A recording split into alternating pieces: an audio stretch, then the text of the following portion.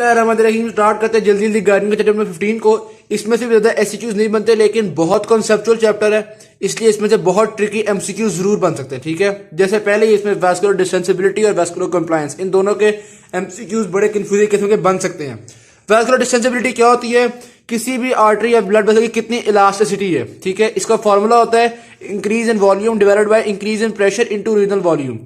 अच्छा, वैस्कुलर डिस्टेंसिबिलिटी कोई आर्टरी बड़ी है या छोटी है इससे फर्क नहीं पड़ता, क्योंकि हमने देखना होता है percentage increase in the volume कितना है। ठीक है, इसका होता है परसेंट पर मिलीमीटर मर्करी, इतना परसेंट वॉल्यूम इंक्रीज है पर मिलीमीटर मर्करी, चाहे छोटी ब्लड वेसल हो चाहे बड़ी ब्लड वेसल हो। ठीक हो गया। वेन्स की डिस्टेंसिबिलिटी सबसे ज्यादा होती है, पल्मोनरी वेन्स और सिस्टेमिक वेन्स की एक जितनी होती है। ठीक है, उसके अलावा अगर आर्टरीज की बात की जाए, सिस्टेमिक आर्टरीज की सबसे कम डिस्टेंसिबिलिटी होती है, पल्मोनरी आर्टरीज की डिस्टेंसिबिलिटी सिस्टेमिक आर्टरीज की निस्बत ज्यादा होती है। पल्मोनरी आर्टरीज की डिस्टेंसिबिलिटी सिस्टेमिक आर्टरीज से तकरीबन 6 टाइम ज्यादा होती है। ठीक है, बात ये बात हमें पता चल गई। उसके बाद आते हैं हम कंप्लायंस की तरफ। कंप्लायंस ओवरऑल कैपेसिटेंस होती है कि कितना ये इंक्रीज कर सकता है, परसेंटेज इंक्रीज नहीं, ओवरऑल इंक्रीज कितना है। तो इसका फॉर्मूले में हम कहते हैं increase in volume over increase in pressure. अगर ये बड़ी ब्लड वेसल होगी तो इसकी कंप्लायंस ज्यादा होगी, छोटी ब्लड वेसल होगी तो कंप्लायंस कम होगी। तो यानी यहाँ पे ब्लड वेसल का साइज मैटर करता है, वॉल्यूम मैटर करता है, यहाँ पे मैटर नहीं करता, क्योंकि यहाँ पे हमने परसेंटेज इंक्रीज देखना है और यहाँ पे हमने ओवरऑल इंक्रीज देखना होता है। अच्छा, और इसका यूनिट क्या हो जाएगा? सीधी सी बात क्या होगा, क्योंकि वॉल्यूम ओवर प्रेशर है तो हम कहते हैं ml पर मिलीमीटर मर्करी। यहाँ पे हमने कहा था परसेंट पर मिलीमीटर मर्करी, यहाँ पे हम कहेंगे ml पर मिलीमीटर मर्करी। कंप्लायंस भी सबसे ज्यादा वेन्स की होती है। कंप्लायंस को कैलकुलेट करने के लिए हम डिस्टेंसिबिलिटी मल्टीप्लाइड बाय डायमीटर या कितने टाइम्स डायमीटर इसको कर सकते हैं। तो वेन्स की, चूंकि मैंने आपको वेन्स की जो डिस्टेंसिबिलिटी है वो आर्टरी से 8 टाइम्स होती है। ठीक है, डिस्टेंसिबिलिटी आर्टरी से 8 टाइम है और डायमीटर 3 टाइम्स, तो मल्टीप्लाई करते हैं तो 24 आता है। तो वेन्स की कंप्लायंस आर्टरी से ओवरऑल एवरेज देखा जाए तो 24 टाइम ज्यादा होती है। ज्यादा टाइम लगा दिया मैंने यहाँ पे क्योंकि ये कंसेप्चुअल चीजें थी। आगे आता है वॉल्यूम प्रेशर कर्व्स। आर्टरीज और वेन्स की क्या होती हैं? ये वेन्स की वॉल्यूम प्रेशर कर्व है। वॉल्यूम बढ़ाने से वेन्स में प्रेशर बहुत थोड़ा बढ़ता है क्योंकि ये आराम से खुल जाती है, जबकि आर्टरीज में वॉल्यूम बढ़ाने से प्रेशर बहुत रैपिडली इंक्रीज करता है क्योंकि इनकी डिस्टेंसिबिलिटी वगैरह कम होती है। ठीक है, तो ये दो कर्व देख लीजिएगा, आर्टरीज की स्ट्रेट कर्व, वेन्स की ऐसी कर्व। फिर इफेक्ट ऑफ सिंपैथेटिक स्टिमुलेशन करते हैं। सिंपैथेटिक स्टिमुलेशन ज्यादातर आर्टरियोल्स की वेसोकंस्ट्रिक्शन करवाते हैं। वेसोकंस्ट्रिक्शन करवाएगा तो प्रेशर इंक्रीज हो जाएगा। ठीक है, और ये हमारे लिए काम भी आता है। जिस तरह अगर हैमरेज वगैरह हो तो प्रेशर इंक्रीज करने की जरूरत पड़ती है और मोस्ट सिचुएशन में हमें प्रेशर इंक्रीज करने की जरूरत पड़ती है। फिर आता है डिलेड कंप्लायंस। डिलेड कंप्लायंस क्या होती है पूछा जा सकता है। स्ट्रेस रिलैक्सेशन को बेसिकली डिलेड कंप्लायंस कहते हैं। मतलब इसका क्या है? मतलब इसका ये है कि जब किसी ब्लड वेसल के अंदर अचानक वॉल्यूम इंक्रीज हो तो उस वक्त तो प्रेशर उसका टेम्परेरी इंक्रीज हो जाता है, लेकिन आहिस्ता आहिस्ता वो अपने आप को एक्सपैंड करती है ब्लड वेसल और प्रेशर को दोबारा नॉर्मलाइज कर लेती है। इसको हम कहते हैं स्ट्रेस रिलैक्सेशन या डिलेड कंप्लायंस। ये भी एक वैल्यूएबल मैकेनिज्म है। क्या क्या, अगर हम ब्लड ट्रांसफ्यूजन वगैरह करें तो भी ब्लड नॉर्मल रहे, और अगर हैमरेज वगैरह हो जाए तो रिवर्स स्ट्रेस रिलैक्सेशन हो जाए तब भी प्रेशर नॉर्मल रहे। तो मुख्तलिफ कंडीशन में प्रेशर को नॉर्मल रखने के लिए ये हमारे पास रोल प्ले करती है। फिर आती है आर्टीरियल पल्स। पल्स प्रेशर क्या होता है? 2-3 डेफिनेशन आपको पता होना चाहिए। यहाँ पे डिलेड कंप्लायंस क्या होता है? स्ट्रेस रिलैक्सेशन होती है, हमें पता चल गया। उसके बाद आता है प्रेशर पल्सेशंस क्या होती हैं? आपकी हार्ट बीट की वजह से जो आप पल्स फील करते हैं वो प्रेशर पल्सेशंस है। ठीक है, और फिर पल्स प्रेशर क्या होता है? सिस्टोलिक प्रेशर और डायस्टोलिक प्रेशर में जितना डिफरेंस होता है उसको हम कहते हैं पल्स प्रेशर। ठीक हो गया। तो पल्स प्रेशर, सिस्टोलिक और डायस्टोलिक प्रेशर का डिफरेंस होता है। प्रेशर पल्सेशंस, जो पल्सेशन फील होती है उनको कहते हैं। ये वो बातें हो गई हमारे पास। ये हमने देख लिया, हमारे पास ग्राफ बन रहे होते हैं नॉर्मल। ये इसमें जो इंस्यूरा क्यों आ रहा है आपको पता होना चाहिए, वाल्व की डिलेड ओपनिंग की वजह से, मतलब वाल्व की वजह से ये इंस्यूरा आ रहा होता है हमारे पास, एओर्टिक वाल्व खासतौर पर। ठीक है जी।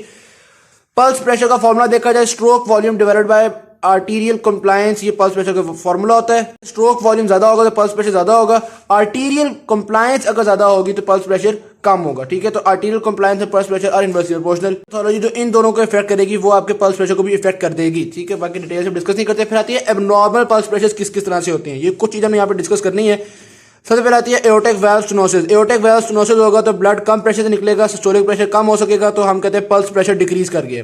Patent ductus arteriosus. Patent ductus arteriosus में जो डायस्टोलिक प्रेशर है वो बहुत कम हो जाता है क्योंकि कुछ ब्लड वापस फ्लो कर जाता है या कुछ ब्लड एओर्टा से पल्मोनरी आर्टरी में फ्लो कर जाता है, तो इससे डायस्टोलिक प्रेशर बहुत लो हो जाता है। पेटेंट डक्टस आर्टेरियोसिस में पल्स प्रेशर इंक्रीज कर गया। सिमिलरली एओर्टिक रीगर्गिटेशन में पल्स प्रेशर इंक्रीज कर गया।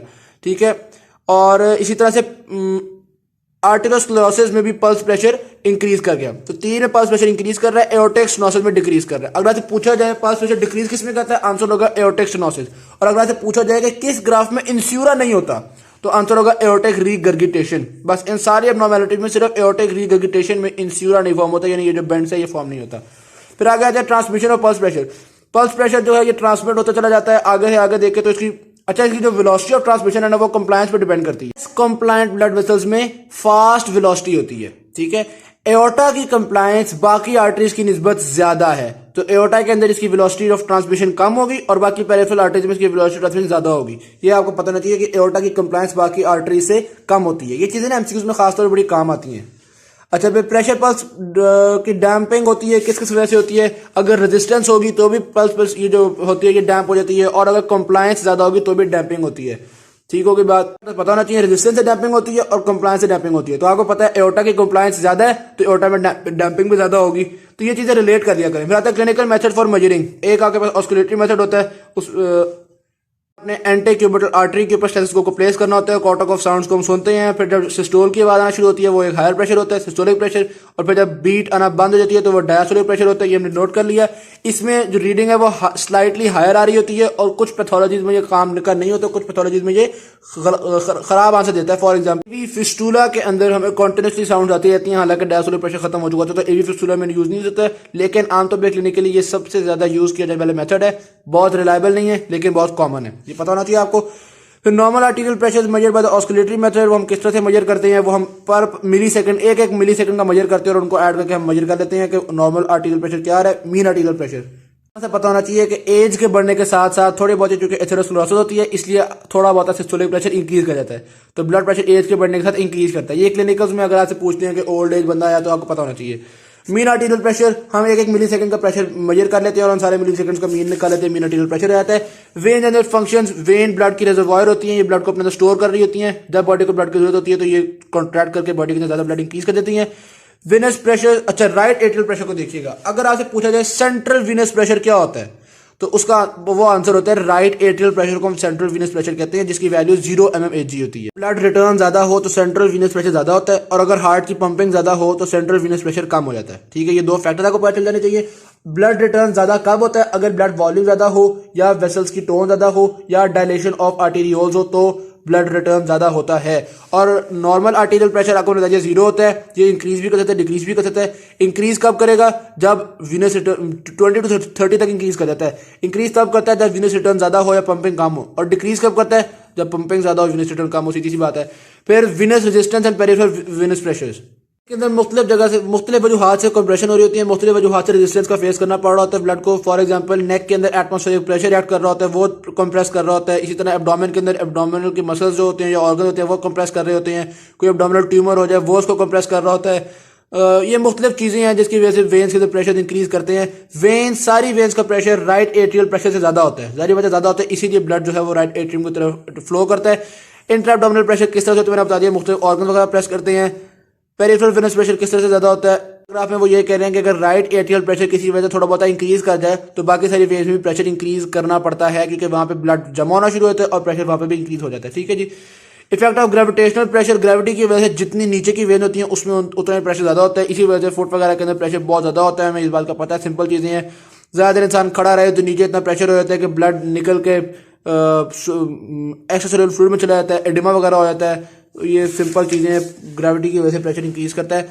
अच्छा, उसके अलावा आपके जो ब्रेन की ब्लड वेसल्स हैं उनके अंदर किस तरह से मेंटेन होता है? ब्रेन के जो साइनसेस हैं उनका प्रेशर नेगेटिव में होता है। ठीक है, 0 नहीं बल्कि नेगेटिव में होता है।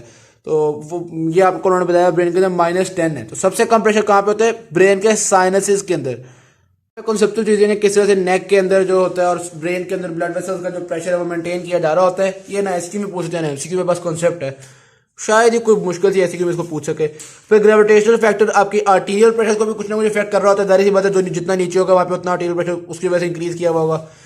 Venus valves and Venus pump. Venus valves जो होते हैं वो ब्लड को वापस फ्लो नहीं करने चाहिए। विनस पंप क्या होता है आपको पता है? इसको हम काफ पंप भी कहते हैं। एनाटॉमी के अंदर मसल्स की कॉन्ट्रैक्शन की वजह से वेन्स का ब्लड ऊपर जाना शुरू होता है, इसको हम कहते हैं विनस पंप। खासतौर पर टांगों वगैरह से मसल को वापस हार्ट की तरफ लाने में ये हेल्प कर रहा होता है। विनस पंप ना काम कर, ये मतलब इंसान अगर काफी देर खड़ा रहे, मसल्स यूज ही ना करे तो विनस पंप उतनी देर काम नहीं करता, टांगों के अंदर एडिमा या स्वेलिंग हो जाती है। विनस वैल्व इनकॉम्पिटेंसी की वजह से वेरिकोज वेन्स होती हैं। अगर वेरिकोज वेन्स का वैसे डेफिनेशन पूछी जाए तो ये होती है बल्बस प्रोट्रूजन्स बीनीथ द स्किन।